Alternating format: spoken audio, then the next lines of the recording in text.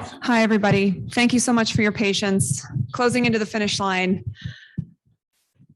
So thank you very much for those of you who are still here. We have two more fantastic speakers here with us this afternoon to share some thoughts about their topics of expertise.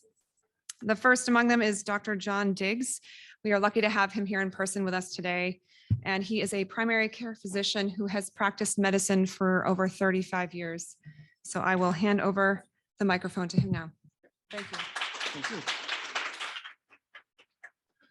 Yes, my name is John Diggs. I'm a graduate of Haverford College, and then I went to University of Buffalo School of Medicine, which has been renamed because of the bigger donor, the Jacobs School of Biomedical Sciences. I now practice internal medicine. I used to work with a company as an employee, and many physicians are employed, and this does have a large bearing on what's happening. I live out in Western Massachusetts, about an hour and a half west of here. And what's been happening over the last 2 or 3 months is that my primary business in direct primary care has been to some degree supplanted by taking care of people who are infected with coronavirus. I want to give a few details about what that means, principally that COVID stands for coronavirus infectious disease, and it's caused by an organism which we call SARS-CoV-2. SARS meaning severe acute respiratory syndrome 2, and the CoV is coronavirus 2. And the reason it's 2 is because there was a SARS outbreak in the early 2000s.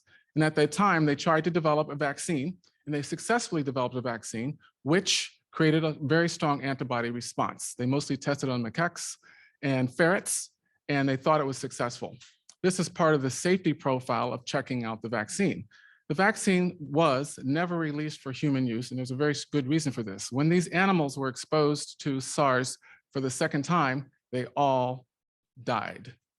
And they died because they had a very powerful inflammatory response, which caused a lot of debris to accumulate in the lungs, which kept them from breathing.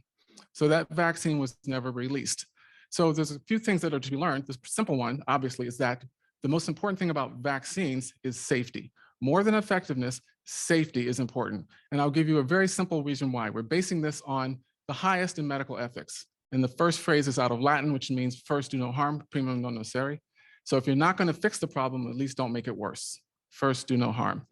The thing about someone who's getting a vaccine is that they are healthy.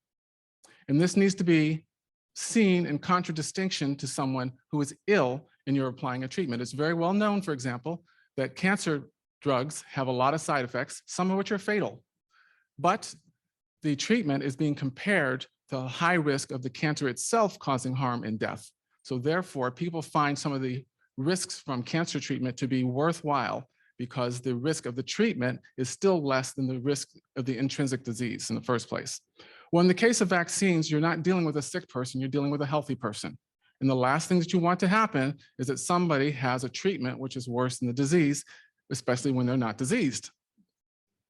So that's the focus of what I'm going to talk about today, is basically the medical ethics of the situation we're dealing with and what a rational response to a pandemic would look like. Prima non nocere, first do no harm. And the second thing, which has been mentioned earlier today, is informed consent. So with informed consent, you also want to weigh the risks and the benefits, as we mentioned, and you also want to address the issue of bodily autonomy. Informed consent, of course, means you want to inform the audience or your patient or the population of the risks of treatment, the risk of no treatment, and alternatives. Pretty simple, pretty straightforward. In the case of coronavirus, this would be, what is the risk of the vaccine? As we're calling, I'm also misusing the word vaccine. It truly is not a vaccine, it's gene therapy. So I should probably reorient and be calling it the shot. And I don't think the word vaccine was chosen by accident. It's to give you something that you're familiar with, to think that this is your dad's vaccine, and it's not. You weigh the risk and the benefits. How do you weigh risks? How do you weigh benefits? Well, first of all, you weigh the risk by saying, what percent of the population, who in the population is susceptible? So you do some risk stratification. Is someone who's 80 years old with multiple comorbidities equally susceptible to the bad effects to death or hospitalization as someone who's 8 years old without comorbidities? So if you're going to weigh the risks and benefits, you have to have them told to you. Are these things known? Yes. Are they publicized? No. The next thing is, what are the risks and benefits of the vaccine? If you have an experimental instrument, you do indeed need someone who does not have a vested interest in the instrument to do an evaluation about whether the instrument is safe. What are the outcomes? Should we not be having at least a report card, we could call it, on the results of the shots? The shots come in three categories. Excuse me, the shots come in three companies which were released here in the United States: Johnson & Johnson, Moderna, and Pfizer. I do want to point out something which I didn't know people didn't know, and that the word Moderna comes from messenger RNA. It's basically an anagram. Okay, so the vaccines are not all the same. In terms of the quantity of the instrument that's in, for example, the Moderna, it's more than 3 times the quantity that's in a single shot of the Pfizer. So you cannot treat them all the same. You cannot evaluate them all the same. They shouldn't all be in the same category. People often think that the Johnson & Johnson, because it's one shot, is somehow distinct. Well, it is distinct in the sense that it uses DNA rather than messenger RNA. DNA is a little bit more stable, so it doesn't require the ultra freezing that has to happen with the Pfizer and the Moderna. But still, the ultimate result is still the same. And I want to spell that out to you so you understand it completely. That is, the job of each of these shots is to convince your body to make spikes. That's the job of the shots. Now, if you look at the organism itself, what we think is that the most dangerous part of the organism are the spikes. So what's going on is the shots are telling your body to make spikes, and as a result, your immune system is supposed to make an antibody that fits the spike. So I'll use this analogy. Your body, the shots are telling your body to make spikes, and let's say the spikes are my left hand. Okay, now my left hand has 5 fingers, my right hand has 5 fingers, but they are not identical. So if you make a left-handed glove for my 5-fingered left-handed virus spike, if my hand changes in some way, only 4 fingers, 6 fingers, turns into a right hand orientation, that 5-finger left-handed antibody will no longer work. So that is what you're seeing when you see vaccine failures. You are not specifically seeing a drop in the antibody production. What you're seeing is that the body is producing antibodies for a variation on the coronavirus, which is no longer circulating. So what we call the Delta variant at this point is well over 98, perhaps even closer to 100% of the viruses which are currently circulating. So for this reason, people have built all these antibodies, all these left-handed 5-finger spikes. When they run into the 6-finger Delta variant, by analogy, those antibodies no longer fit. It's almost like the OJ trial. If the glove doesn't fit, you must acquit. So this is what's going on. People are having breakthroughs, not because the vaccine sudden effect faded, but because it's very narrow. At the same time, we are denying that natural immunity has any impact. What's natural immunity? Well, there's 2 kinds of natural immunity of which I'd like to emphasize. One is the one that you find in young people, which is why you don't find many young people getting very sick from this disease. And that is natural killer cells. Those are cells which, by analogy, are like a guard at your house. Anybody that doesn't belong in the house is going to wipe them out. Doesn't care if it's the postman, he doesn't belong in the house, he's going to get wiped out. Axe murderer, he's getting wiped out too. Okay, those are the natural killer cells. You see something that doesn't belong in the house, it dies. On the other hand, antibodies are based on previous experience. So for example, if your house has been hit by an arsonist, your adaptive immunity is going to recognize there's a guy with a torch coming to my house, he's probably an arsonist, I'm going to wipe him out. Now the guy carrying an axe, I have no problem with him. He might be an axe murderer, he might be Jason from Friday the 13th, but he's not bothering me, so he can come in. So that's your adaptive immunity. With the issue with adaptive immunity in terms of people getting the shots is that it's very narrow. It's only looking for the guy with the axe whose picture was in the post office among the 10 most wanted. The other 100,000 axe murderers are free to come in. So in the case of natural immunity from previous coronavirus exposure, the body has learned to recognize many aspects of the organism, not just the spike. So therefore, people who have natural immunity, and this has been shown in studies, it could have been predicted theoretically, but it's actually been shown that people who have natural immunity, according to studies which have come out of Israel, have much more durable and more broad immunity than people who get the vaccines. In fact, Israel is among the most vaccinated countries in the world, with over 85% of the population vaccinated. And in the month of July, for example, 85% of the people who contracted coronavirus were vaccinated. If the vaccine was effective in protecting that population, you would expect the number who were contracted coronavirus in July to be much lower than the percentage of the population. It's not. Now, the other interesting thing about Israel is that they had a side deal with Pfizer. So everybody in the population who got the vaccine only got the Pfizer. They did not get Moderna, AstraZeneca, Johnson & Johnson, or any of the other number of vaccines which are in development. Now, while this may be interesting, specifically regarding the Delta variant, how many variants are out there? Hundreds, maybe even 1,000. It's not 3 or 4. We're going to run out of American alphabet, Greek alphabet, Cyrillic before we cover all the variants that are out there. So this attempt at narrow vaccine or shot-oriented immunity is doomed to failure. And this was predicted by many people, not me. I'm a clinician. I just practice medicine. So the vaccine rollout that we have in place now is violating all 3 of the things I mentioned. It's violating first do no harm. It's violating informed consent. It's violating bodily integrity. Basically, what you're being told is that you will have a difficult time existing if you don't allow your body to be injected with this foreign substance, which has not been adequately studied for safety. Starting from the beginning, we mentioned that in the case of vaccines, in contradistinction to cancer drugs, safety is the primary thing, not effectiveness. And safety has not been proven. So this is a huge problem from a medical ethical point of view, and this should be recognized by all doctors. You know, being a doctor is a profession. That means you profess. You are not a cog in a wheel. If all you had to do was to follow guidelines, medical school would only take 2 years. It's easy to follow guidelines, but to be a physician means to pull together all your knowledge of physiology, pathology, anatomy, pharmacology, et cetera, to work for the benefit of your patient, not for the benefit of society. You're working for the benefit of the person who is in front of you. That is very important and a very serious obligation. And it is one that needs to be emphasized. It is the reason for the triumph of Western medicine. Western medicine follows the Hippocratic direction.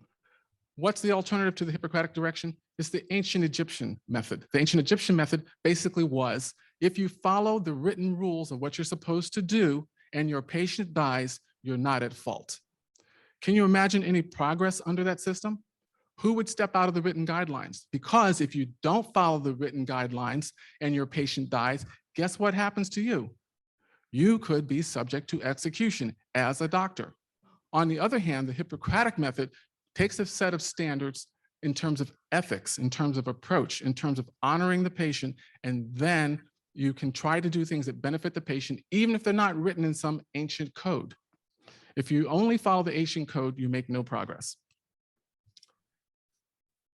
So as I mentioned already, therapy for the healthy must put safety above all else, and we already did the comparison to cancer therapy. So if you're going to do a report card on what's happened with the rollout of this coronavirus shot, if you're going to do a rollout, a report card on what's happened with coronavirus treatment, then you ought to get a report card. Have you seen a report card? If your child doesn't show you a report card, when report cards are due, it's probably because the report card has some bad news. So if your government, if your health authorities, if Massachusetts Department of Public Health, if Health and Human Services doesn't give you a report card on what ignoring early treatment looks like, on what recipients of the shots look like, then they're probably hiding some bad news. So let me ask you some questions that you may or may not know the answer to. What is the average age of death of people who die putatively from COVID-19? 79, 78, 80 years. Now, what is the life expectancy in the United States? 79, 78, 80 years, depending on what's going on. So basically what you're seeing is that people who are mostly dying from coronavirus are at the age of life expectancy. Now, that doesn't mean there aren't younger people that die, because we live in a world where, guess what? People die. If I am the best doctor in the world, if I live long enough, all of my patients are going to die. But the chances are that I will become a patient myself before that happens. The next thing, what is the phenomenon of hospitalization with coronavirus? The phenomenon is that people get admitted to the hospital and they get denied treatment, which has been proven effective in many places around the world for example, with anticoagulants and with ivermectin or with hydroxychloroquine. An emphasis is put on use of steroids only and intubation. Now, in my training, it was very common. If your oxygen saturation drops below a certain level, that you intubate someone, and that's exactly what we did early on in the disease. Someone comes in with an oxygen saturation, say, for example, of 82. Oh, you need to be intubated. But the interesting thing about these people is that they would be sitting there looking relatively comfortable, unlike most people during my training who had low oxygen saturations. So what we actually found out is that people with coronavirus, even with low oxygen saturations, tolerated very well. So the people were actually being intubated were actually doing worse. And if somebody ends up in ICU with coronavirus, they probably have only a 50% chance of getting out. And while they are there, they will be suffering, and they will be suffering alone because all hospitals changed their visitation policies. Right. Okay. The Italians, who were hit very hard with coronavirus early on, did us a favor. And the favor they did us is they did autopsies. Remember autopsies? We used to do that to evaluate why people were dying. Now we have CAT scans and MRIs and we think we know everything. We don't. What the Italians discovered, not the Americans, was that these people who were dying from clots in their lungs. Now, all of us in medicine, and many of you in the audience, I'm sure, have seen people die from pulmonary emboli. That is large clots which form the lungs. You do a CAT scan, you inject some dye, you can see the dye doesn't get through, and so you know the person's having a pulmonary embolism. The difference with this virus is that it caused microscopic clots at the level of the capillaries, which don't show up well when you're doing an injection with CAT scan. But when they did the autopsies, that's what the Italians discovered. And indeed, this does match up with what's going on. Now, why would coronavirus, which has been around as long as we've known there are viruses, suddenly cause these new phenomena which have not been recognized before? The reason is because man interfered. In the name of informed consent, somebody should be telling the population, yes, we have evidence that this was a naturally occurring virus which was intentionally manipulated. In fact, the Obama administration said we need to stop doing this research to make these viruses more lethal. The justification for doing them was twofold. One, this might need to be used as a weapon, obviously against everything that was discussed by Dr. Fleming. But the second reason is if we find out how it works, maybe we can find a way to stop it in case somebody uses it as a weapon against us. The Obama administration said, don't do this research. It's too dangerous. It might start a pandemic. Dr. Fauci said, we're doing this research. Dr. Collins said, we're doing this research and we're going to ship the money to China so they can complete it for us. This is what happened. It's pretty obvious. It was mentioned very early on during this pandemic and it was denied. Of course, since then, the evidence has become very clear. Less than 10 days ago, I was with Dr. Yan, who was at the Wuhan Institute for Virology, who understands that this was clearly planned. And as a virologist, she says the signs that it was manipulated are very easy to spot.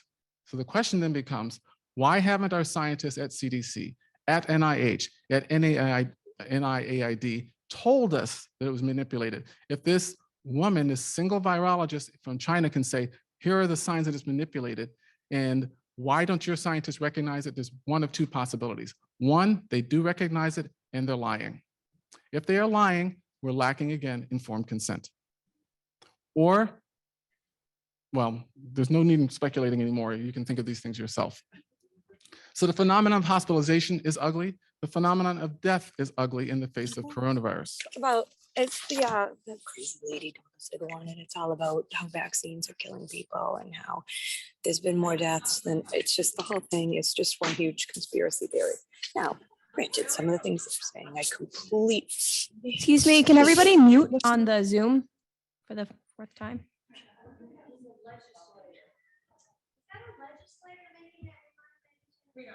Catherine Stern, I don't know.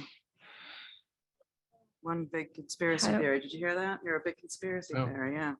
It's excellent that this is being recorded. I think we're all set. Hopefully. I think I scared him. So if I understood the peanut gallery comment, there's something about this being a conspiracy theory. One does not have to engage in conspiracy theories. It ought to be pretty plain to even somebody not trained in medicine that things that usually happen with medications and new medical treatments are not being employed here. One of the big things in the United States especially that makes drug development so expensive is litigation. You must prove that your product is safe. The vaccine manufacturers, the shot manufacturers have been exempted from litigation, from accountability for the product they're producing. Not only the manufacturer, but also the person who gives the shot. If somebody who's untrained gives you a shot and it causes nerve damage, joint damage, whatever it is, they could inject it in your eye and still not be liable. That's not a conspiracy. Deal with it.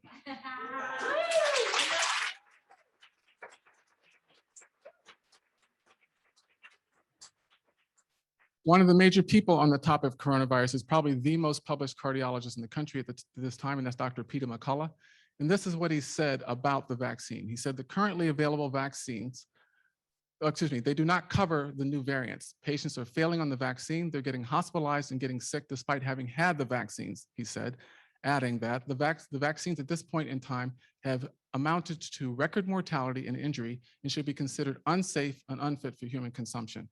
What was the basis of his conclusions? His basis of his conclusions was the vaccine adverse effect reporting system, a system run by our government supposedly to tally up what happens with vaccine injuries.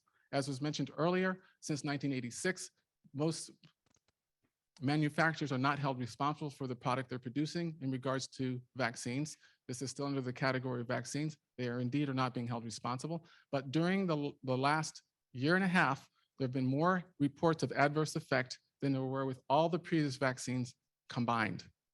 Not by a little bit, but by a long shot. You can find this online. You'll see the spike going up worse than a hockey stick. So we're not going to spend time on that simply because we're short on time. Okay. I'm tapping like crazy. There we go. Oh, how do I go back? Oh, it did work. Okay. Was that back? Yeah, it was. Okay, so here in Massachusetts, this made the local news on Cape Cod. It made the national news in the Washington Post. Basically, there was a huge outbreak of people with coronavirus in Provincetown. 75% of the people were previously vaccinated. Okay, so while you keep hearing about how the shots are effective and safe, there are a lot of things that they're ignoring.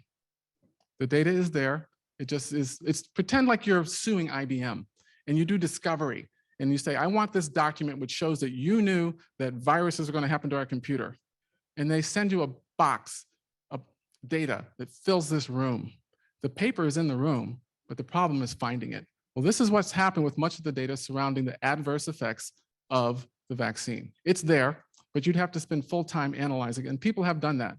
And the current estimate that there's been on the order of 10,000 deaths directly related to the vaccine. Most of these deaths occur within 2 weeks.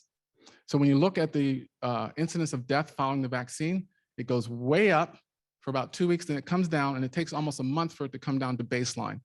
The claim, of course, has been that these deaths are not related to the vaccine. But for some reason, they always occur within 2 to 4 weeks of the vaccine. Interestingly, what many authorities have done is said, we're not counting this as a vaccine-related death if it occurs in less than 2 weeks. So they basically have set a definition of vaccine-related death, which excludes most of the vaccine-related deaths. You know, the claim is, well, they weren't fully vaccinated. It takes 2 weeks for it to work, so therefore, we're not going to start counting in 2 weeks. 2 weeks have passed. It doesn't take 2 weeks for the adverse effects to occur. People have died from allergic reactions. People have died from diffuse clots. People have died from a bunch of cardiac arrhythmias. We're talking about now about young males, especially having myocarditis, heart inflammation, and nobody knows yet what the outcome will be. They still have myocarditis. Are they going to end up on a transplant list because of chronic inflammation of the heart? And who are we vaccinating? We're vaccinating the military, the police, healthcare workers, athletes, our best, our brightest, our most able. Okay, so treatment. I understand there's been some discussion about treatment, so I won't spend a lot of time on this other than to say this. I'm getting calls from all across the country because I do treat coronavirus. I don't have some secret formula. I use a algorithm, which is published by Dr. Peter McCullough. It's been published by the American Association of Physicians and Surgeons. If you go to my website, which is simply johndiggsmd.com, there's a brochure on page 19, which has the algorithm, which I generally follow, not exactly, but it does demonstrate how treatment can be offered, and it gives rationale for each of the steps in the treatment. There is no magic bullet for coronavirus. This is a virus, so therefore you have to take a multifactorial approach. So the treatment is there. It can be done early. It can be done at home. It's used worldwide. In fact, ivermectin is credited with stopping a pandemic that was going through one of the poorest states in India, Uttar Pradesh. There were people from the WHO who said, India, you should not use ivermectin. And ivermectin was used anyway, the Indians distributed. And in fact, the Indian Bar Association has accused the WHO official who made this recommendation of murder. They're taking this very seriously. It doesn't just work against coronavirus. Actually, this combination of medicines works against a variety of viruses. It's been published in several medical journals. So then what happens, it starts to look like the medical establishment, which is very powerful here in Massachusetts, of course. This is where the New England Journal is published. It becomes established, apparent that there's some malfeasance going on. And the reason I say that is because of publications in the New England Journal of Medicine and also in Lancet, probably the most prestigious medical journal in the world. Now, what makes them prestigious is that they have high-level physicians, scientists, researchers who read papers before they're published and assess them. And therefore, it's very rare for something off kilter to be published by these magazines. Doctors worldwide consider them to be reliable. So what happened? Lancet published a journal which demonstrated that hydroxychloroquine does not work and in fact is dangerous in the treatment of coronavirus. Once it was published, enough eyes looked at it and said, this really doesn't make sense. This is incredible data. How did you get so much data from so many sources on so many people in such a short time? The people who wrote the article refused to produce their data. What did the Lancet do? They retracted it. How often does the Lancet retract an article? Very rarely. The New England Journal published an article which had to be retracted also. What is the importance of this? The importance is not that someone committed fraud and got it published. That happens, and it probably happens more than is ever acknowledged. The importance is that Lancet had a bias against early treatment that led them not to do due diligence. It didn't take a whistleblower to find out this was fraud. It took everyday readers of the journal to identify that this data is impossible to have obtained in this short period of time. And anybody who publishes that, anybody who writes that, obviously wants their information published, but they refuse to support their findings, and therefore Lancet retracted it. And the last thing I'll mention on this is basically the financial incentive to suppress treatment. In the United States, at least, emergency use authorization requires that there's no other treatment. So if there is early home treatment, there is a perverse financial incentive to say there is no other treatment. Otherwise, none of these vaccines could have been released in the United States. Furthermore, it would have kept people out of the hospital. And because of the approach we took to the pandemic, we chose to cancel a lot of usual hospital procedures, and therefore hospitals were losing money. The government said, we'll make up this by giving you $13,000 extra for COVID cases, $45,000 extra if they end up being intubated. That created a perverse incentive to do two things. One, get people hospitalized. Two, get them intubated. By definition, being intubated increased your mortality. The treatment I mentioned was published in a number of journals. Again, the lead author on this was Dr. Peter McCullough. The important part is that it's multifaceted. The important part is it's based on the physiology of the body. And what it is what we call RWE, that is real world experience. The response I've had from other physicians who refuse to treat early, and the response you've heard or read in the newspapers, we don't have any randomized controlled studies.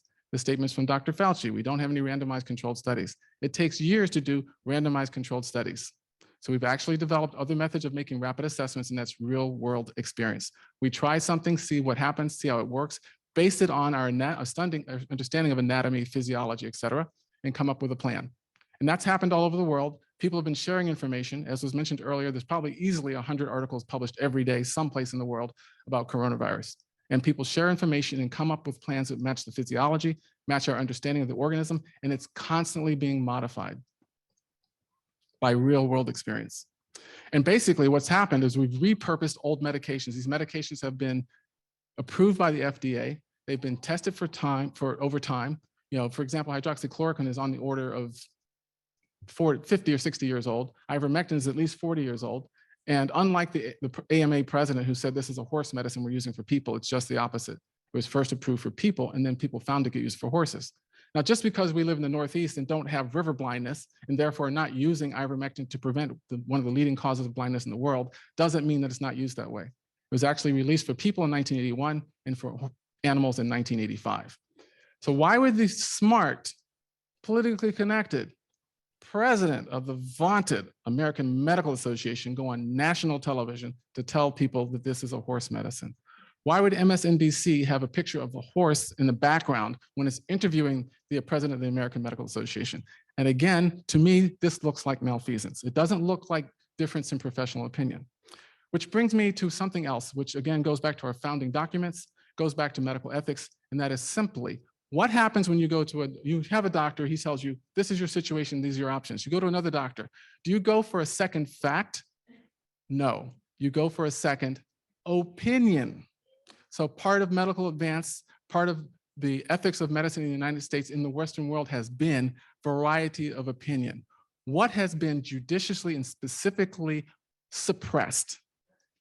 Opinion. Legitimate debate has not been debunked, it's suppressed. This is a totalitarian reaction. The business about whether the government has been put in the position of choosing winners and losers. Costco, winner. Walmart, winner. Local hair salon, loser.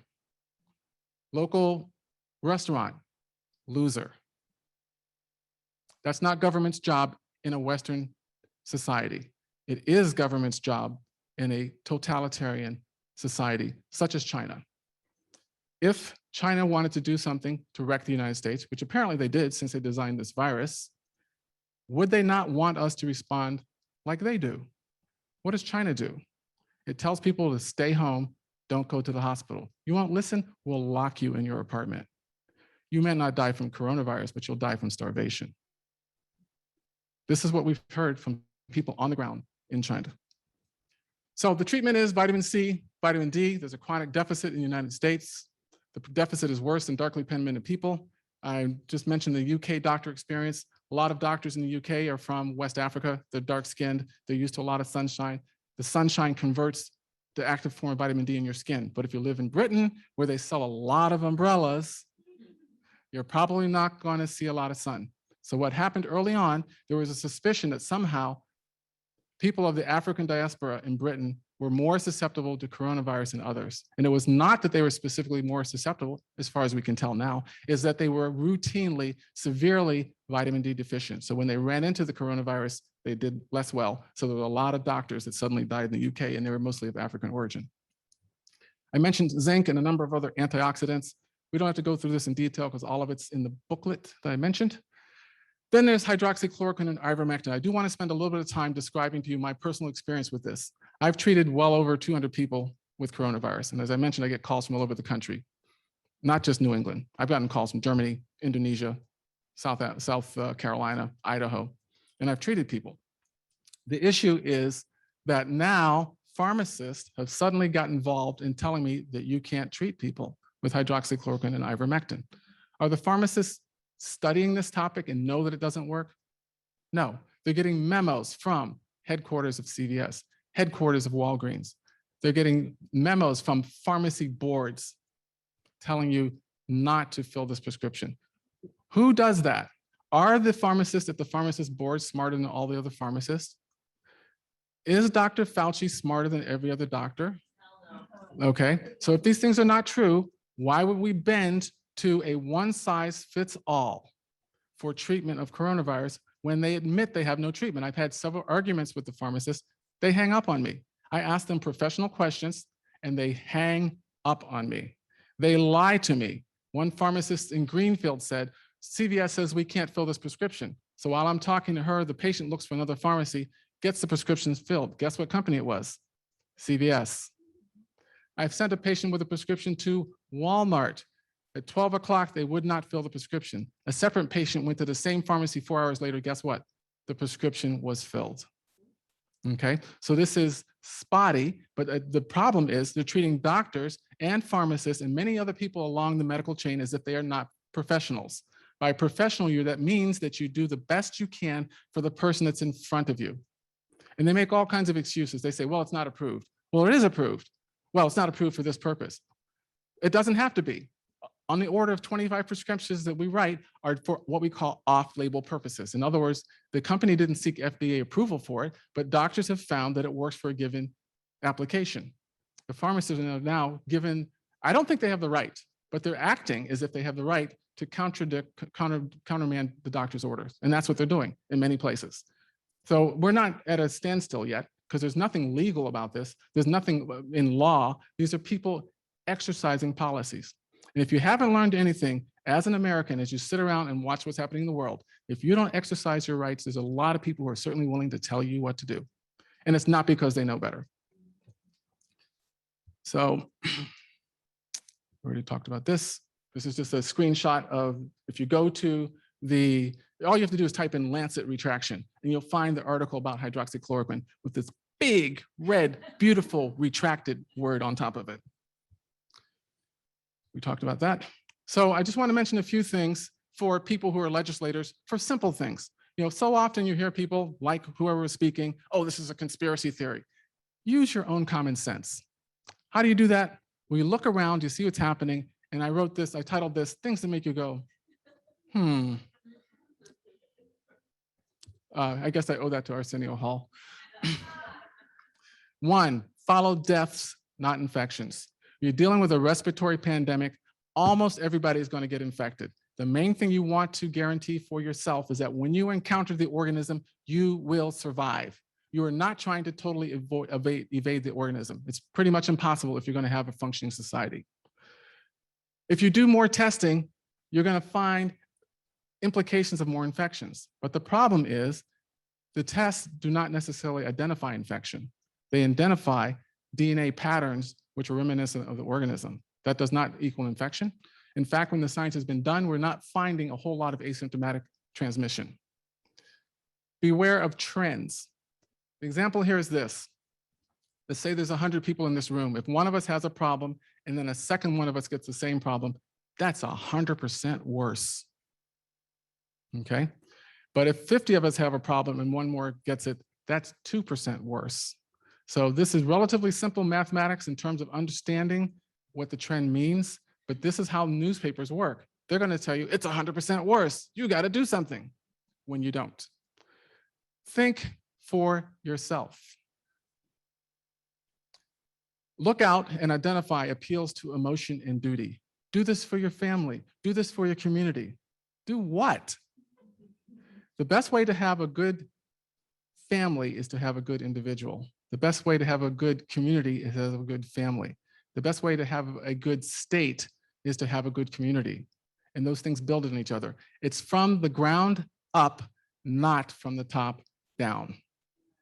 So often you will hear doctors and administrators, especially of large hospital systems, talk about community health. There's no such thing. We don't treat communities, we treat individuals. Canada and Mexico example. If indeed this was a serious pandemic, why can I not go to Canada, but people can cross the Mexican border with impunity? If this was a serious pandemic, this would not be the case. Does that not make you go, We talked about this already. So what can you do? What does a rational response look like? A rational response looks at reducing underlying conditions. The CDC even says 94% of people who died with COVID had underlying conditions. Some of these underlying conditions can be solved. As you all know, we have an epidemic of obesity in our country. As you all know now, vitamin D deficiency plays a large role in bad outcomes. We could have very simply said, hey, go buy some vitamin D. Did any public health authority ever say that? The answer is no. Simple. That's what a rational response looks like. Somebody in public health says, I want to protect people, not I want to protect my position, not I want to protect my pocketbook, not I want to protect the university's reputation as developer of this vaccine. I want to protect people. Take vitamin D.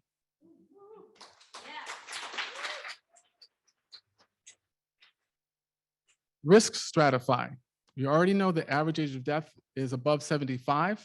We should not be treating 10-year-olds in the same way we're treating 75-year-olds. We should not be asking people to mask unless it protects them. So what do you normally do? You protect the vulnerable. What did we do? We decided to quarantine the healthy. I don't know if that's ever been done. It's certainly not part of a public health intervention. Rational response maintains freedom. Rational response maintains medical ethics because even in our lifetime, I admit, I've got gray hair, the field of medicine has been used to murder routinely. That's why medical ethics exists. Dr. Fleming excellently outlined many international documents that address this topic, but it should be a primary part of medical ethics. Informed consent. You go to the hospital, you go to the pharmacy, get a prescription for penicillin, and you get 3 pages of single-spaced, 8-point font issues about the side effects, the risks, the benefits. You get this new technology shot, and you get nothing. Should that not make you go, Early treatment, emphasize it, seek it out. Avoid totalitarian effects. Freedom, that is, you need to maintain control over oneself. We do not delegate taking care of us to other people. Medicine, the function of physicians and regimes has always been bad. In a regime, physicians are the first line of the new executioners. We have what has been termed therapeutic nihilism. There's nothing you can do except stay home till you get worse, then we'll admit you to the hospital and intubate you and give you a 50% chance of surviving that. Financial, as I already mentioned, the government is picking winners and losers. They didn't close all stores. They just closed the stores where people have a personal vested interest, the middle class. The corporations are doing fine. The treatment should never be worse than the disease. People have been under the effects of the various lockdowns, mandates, et cetera, have increased substance abuse, domestic abuse, financial disasters, crushed dreams. Murder rates are up. Suicidality among our teens is up. And it's partly because of the social isolation that's happening and the sense of hopelessness. People are losing out on their athletic dreams, their educational dreams, et cetera. Parents don't know what to do about it. Parents who are charged with protecting and guiding their children are at a place that they've never been before and they don't know how to handle. The bad part about this is we, as a society, are doing this to ourselves, but the society is not doing it. There are people in our society who are doing this. So, rational response, raise the emphasis on safety to the highest order, especially for preventive treatments, transparency, and look at outcomes. Again, risk stratification, acknowledge the unknown, acknowledge that we don't know the long-term side effects, and we've suppressed open inquiry, and we need to acknowledge our known failures. The last people who usually get any kind of new intervention are children and pregnant women. Pregnant women because there's somebody inside who can't complain about a side effect. And because if something happens to the mother, it happens to a second person. The stakes are much higher.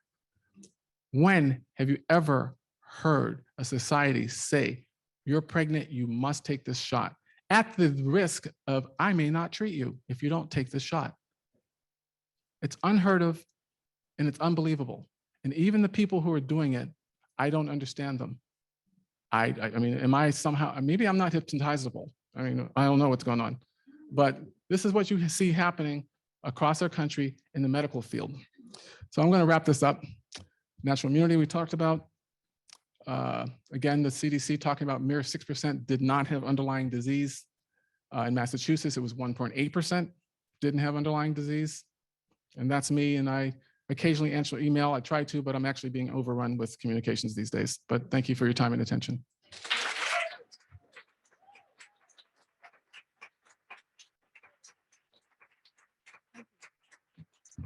Wow, thank you so much, Dr. Diggs, for that very logical and salient presentation I wish we had more time. We've already gone over about a half an hour, so apologies to those who have a tight schedule.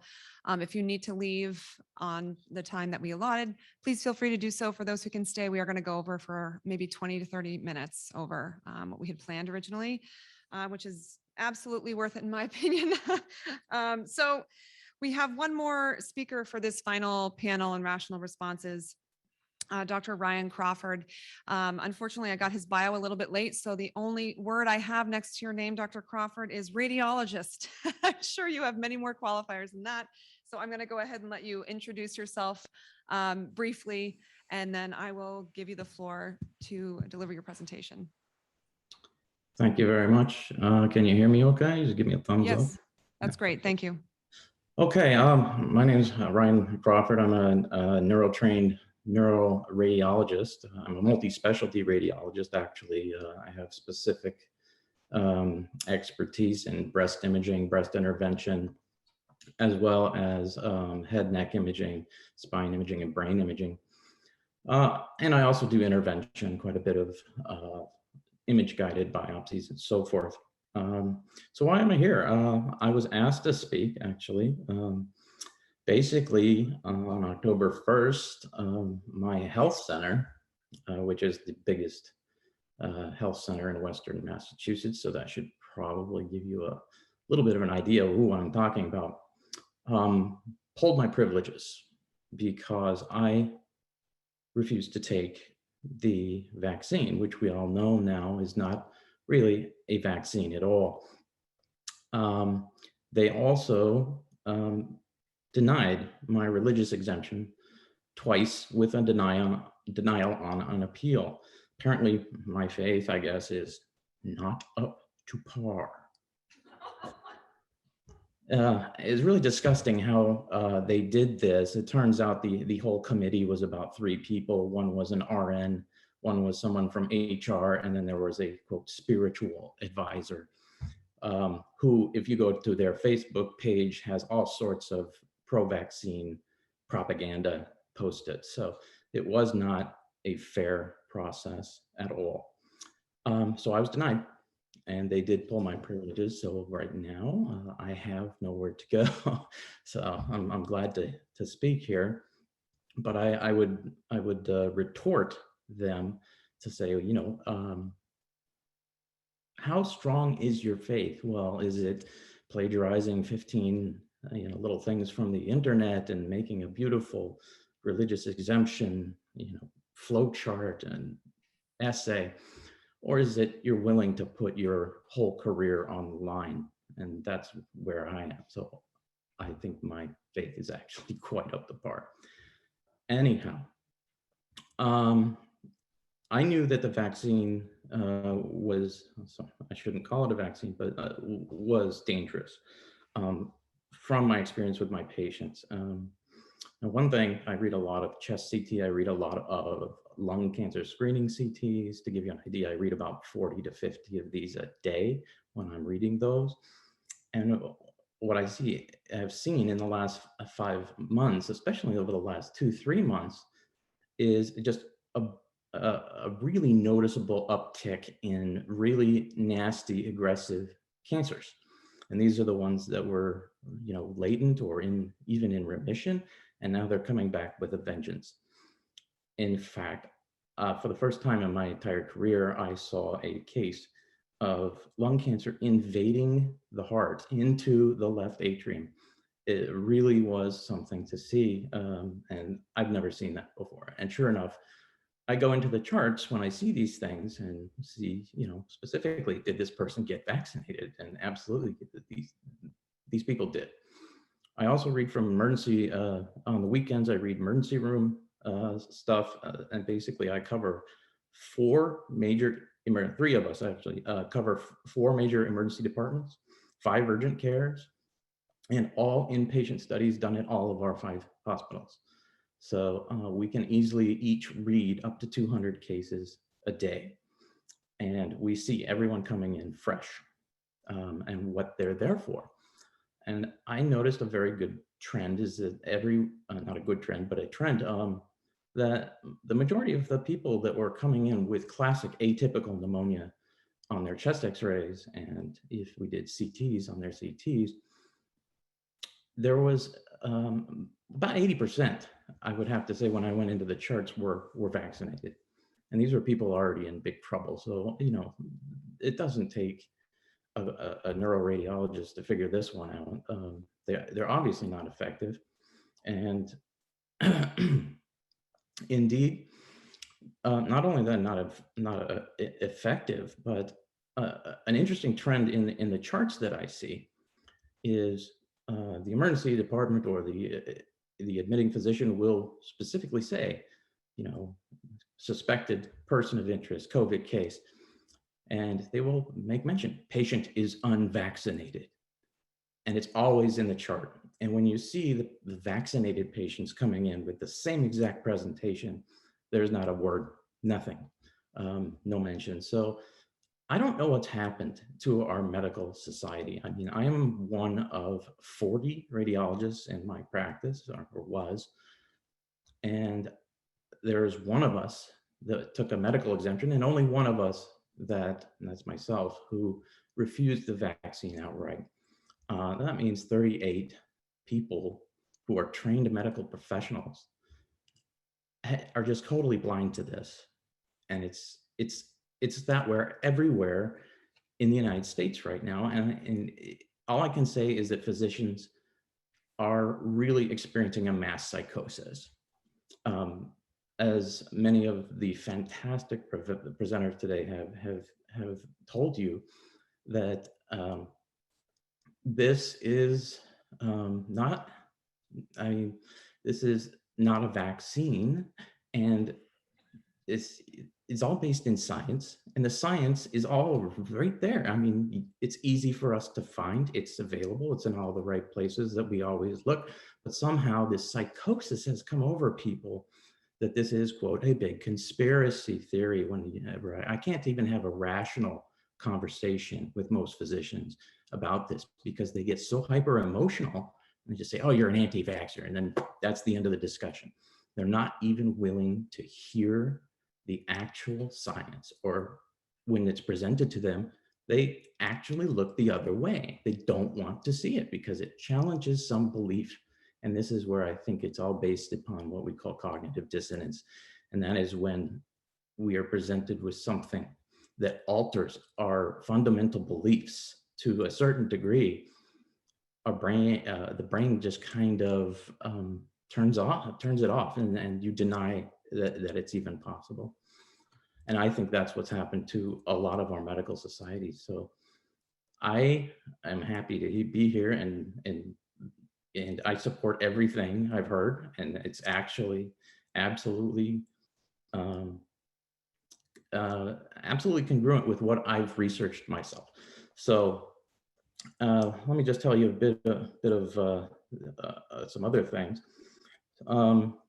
So I do a lot of procedures, and I do paracenteses, breast biopsies, I place catheters and drainages, I do venograms, etc. And I was almost going to take the vaccine out of this pressured mandate. And one of my patients says, and this is a common story that I'm getting a lot. I said, what brought you into the hospital? I say, yeah, doc, I took that damn second shot, and, I had a stroke, or I have a tremor, and I have some kind of neurological issue, and I wish I'd never even taken it. And immediately I just say to myself, this is so common nowadays. It's scary. So that was 2 patients that I saw that were vaccine injured, or claimed they were, kind of in the same day, kind of changed my mind that I was not going to get this gene therapy. And it isn't a vaccine. I mean, in the traditional sense, this is genetic meddling. This is gene therapy. You are taking mRNA, encoding it in a glycoprotein or a lipid nanoparticle, and injecting it into people, and you're turning them into human spike protein factories. Now, I don't know, in my medical training, I'm pretty sure that the human body should not be producing toxins, especially toxins that end up everywhere you can imagine. And that's another lie that we have seen through, is that they said, oh, we'll inject and, your deltoid cells will take up the mRNA and you'll make the spike protein for a couple of days, long enough to mount an antibody response, and then it's gone, and then you're protected. Well, it turns out that's not true. Data from many, first in Tokyo and then Canada, on autopsies being done, as Dr. Cole has alluded to before, demonstrate that it goes everywhere and it concentrates in the gonads, in the ovaries and the testicles. And paramount to my practice as a neuroradiologist, this spike protein can be found crossing the blood-brain barrier into the brain. And once it's there, what does it do? It causes inflammation. And these inflammatory cells come in and start releasing all sorts of cytokines to recruit all their other things. So this is a real serious thing. In fact, Dr. Montagnier, who's the Nobel Prize winning virologist from France that was mentioned earlier, has made statements that we are going to see a huge amount of neurological illness as a result of these injections. And we're already starting to see it. And if you're lucky enough to survive the first 2 weeks after the injection from thrombotic events, we don't know what's going to happen long term. We have no data, we have no knowledge. This is absolutely experimental.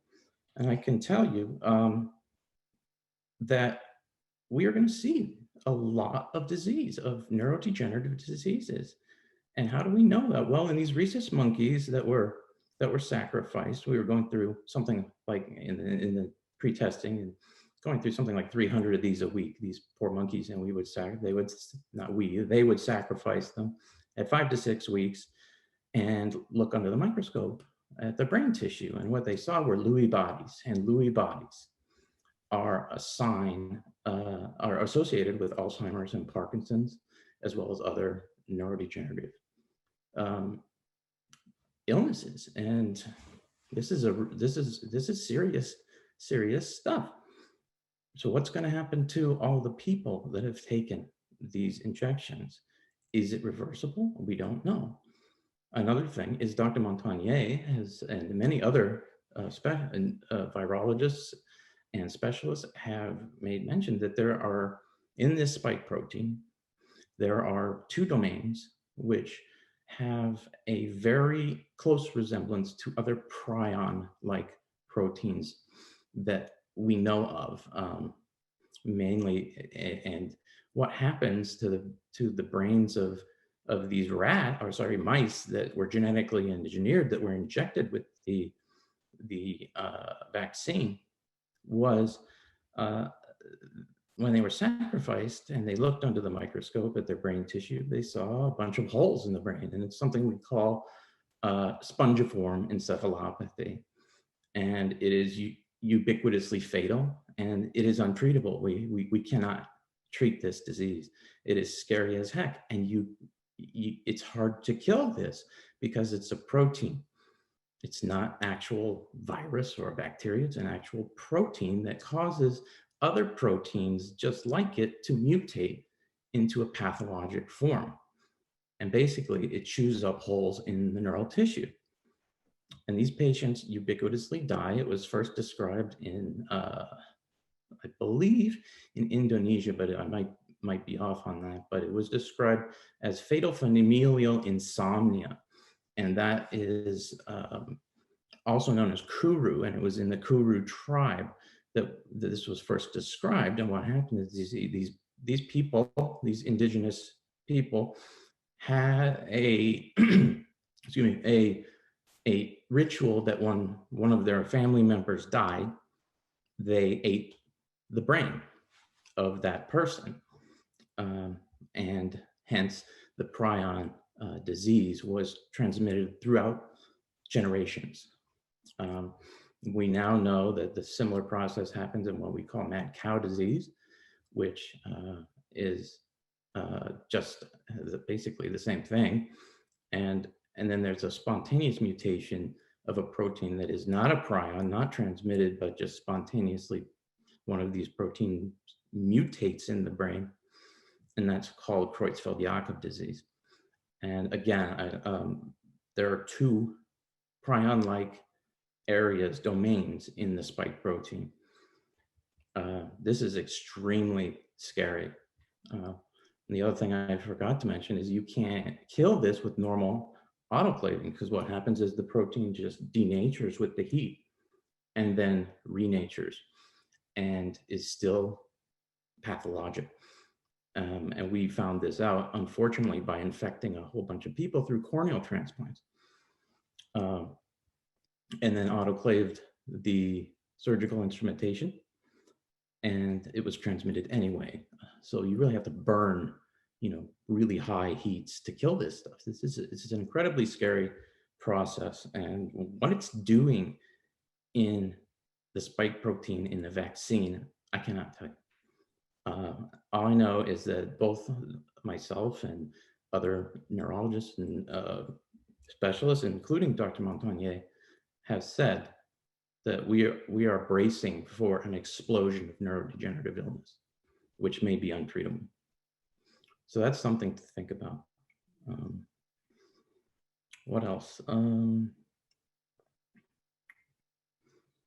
yeah, let's talk about the FDA. The FDA's approval of the Kohi vaccine. It turns out the FDA did not, and I repeat, did not approve the Pfizer vaccine, which is currently being given to people in the United States. They approved something called Comirnaty, which isn't even available right now in the United States. It was a classic bait and switch. And what happened is that allowed people to push forward with with these mandates, because they say, hey, now this is FDA approved. Let's push forward. And that's exactly what has happened. So that was a bit of bait and switch. When the regulatory agencies are lying to you, you have a really big problem. And unfortunately, they are in the pocket of big pharma, as is the CDC, as is the WHO, as is the NIH and the NIAID. They are all in the pocket of big pharma. So we have a real problem with that. It's a juggernaut we're going up against here. And it's all about money, and that's the bottom line. Yeah, I should talk about this. So Dr. Carrie Madges is a physician who took one of the Moderna vaccines vials, and several of them, put it under bright field and dark field microscopy, and found some pretty startling things. She found something which I wish I had the picture of it, but I don't. My phone kind of ditched it. But she found these little things that were moving on the slime, and they had tentacles, and they looked like little squids, these little almost microscopic squids. Well, it turns out this might be something called that molecular biologists and biochemists use in research called a Hydra vulgaris. And it's a little almost jellyfish-like creature. And the reason they use it in research is because it is the most simple organism they can use in genetic manipulation and testing and so forth. This little thing, if you cut off just a little piece of it, it'll grow into a whole new hydra. So I don't know, I don't know about you, but I don't want a vulgar hydra injected into my body. So what are these things doing in there? Well, a little research shows that these things in a paper have been used to basically carry a gold nanoparticle, a little piece of gold, and they've attached mRNA strands onto that little piece of gold and put it into this hydra, and this hydra then goes theoretically goes into well, actually they proved it, it goes into cell cultures, and they can actually infect or inoculate specific cell lines from different organs, specifically to downregulate or upregulate certain genes. And with Dr. Cole's presentation of, we know this is decreasing your innate immunity and your CD8 killer T cells, and this might be one of the mechanisms by which it does it, aside from the known antibody-dependent enhancement, which should be no surprise. I mean, if you look at researchers for the past 30 years or so, they've been trying, the best minds on the planet have been trying to make vaccines for RNA retroviruses, respiratory RNA retroviruses, and the result has always been the same, that when re-challenged with the original infectious particle after vaccination, the majority of the animals died. So why would we think that this attempt would be any different? It turns out I did find one of the creators at Pfizer, I did find one of their statements, and they said they chose the S1 segment of the spike protein because they felt it was the least likely to cause antibody-dependent enhancement or immune priming. Now that statement is absolutely frightening to me. That means they did not know. We are their test subjects. And indeed, we have evidence now that this is occurring in post-vaccinated people. A study just published a few months ago by Oxford used in their tropical diseases branch in Vietnam, there was an outbreak of Delta virus in a hospital. And these researchers did a very clever thing. They sequestered and quarantined the entire hospital. And in that hospital, there were vaccinated people, there were unvaccinated people, there were symptomatic people and unsymptomatic people. And they went around and they swabbed all of their noses and checked the viral loads using different techniques. And what they found was whether the patient was symptomatic or asymptomatic, the vaccinated people had 250 times greater viral loads in their nasopharynx than the unvaccinated, and that is regardless of being symptomatic or not. That study suggests that the vaccinated are actually super spreaders, and they are super spreading the coronavirus to all of the other unvaccinated people. And I do believe there have been corroborative studies that have come out. So that's another thing. This is not a pandemic of unvaccinated people. This is a pandemic of vaccinated people, and we aren't meant to know that for some reason. And the media is really complicit.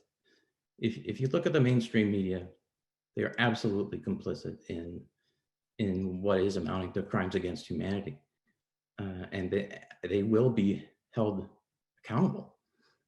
And they're not only are they making misinformation, basically the norm, they're suppressing real information, scientific information, and they're also censoring doctors, researchers, and anybody that challenges that this vaccine is indeed not a vaccine or is dangerous, and we are being ritualistically censored.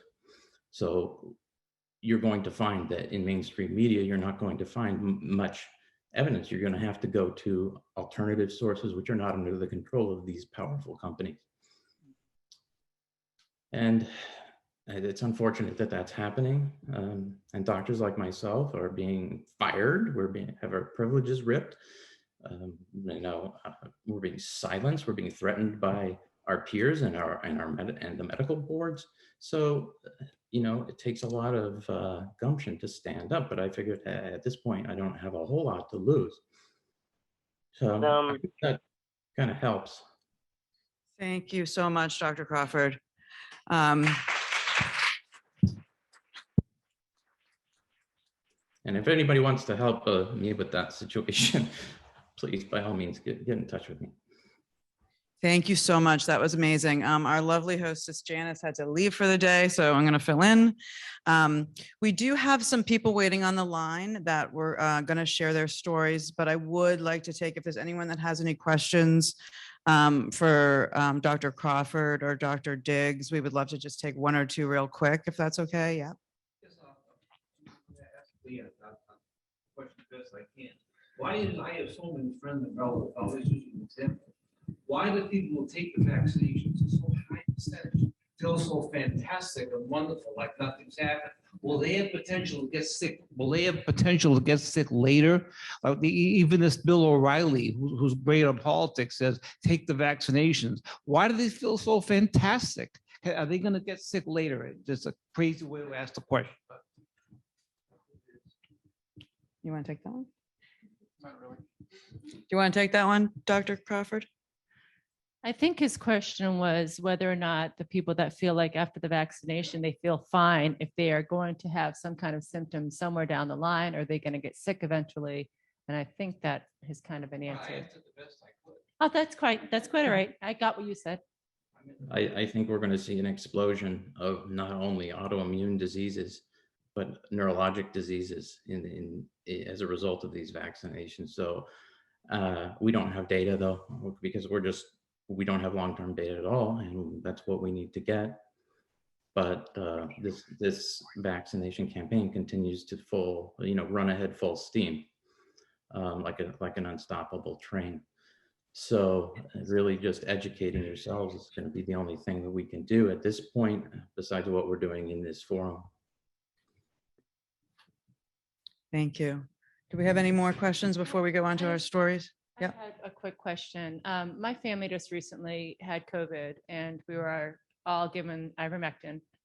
The pharmacy filled it for me because it was for treatment, would not fill it for two of my family members because it was preventative.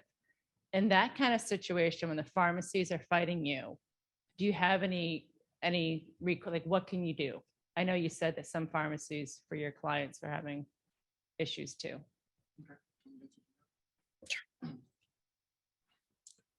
To repeat the question is, if the pharmacy is blocking you from getting certain drugs, what can be done about it? There are online pharmacies all across the country who are filling prescriptions. Some of them are compounding pharmacies, some of them are others. And again, I've had prescriptions filled today by chain pharmacies. It's just very inconsistent. So it's just, if you can't get it one place, go someplace else. Can't get it there, go someplace else.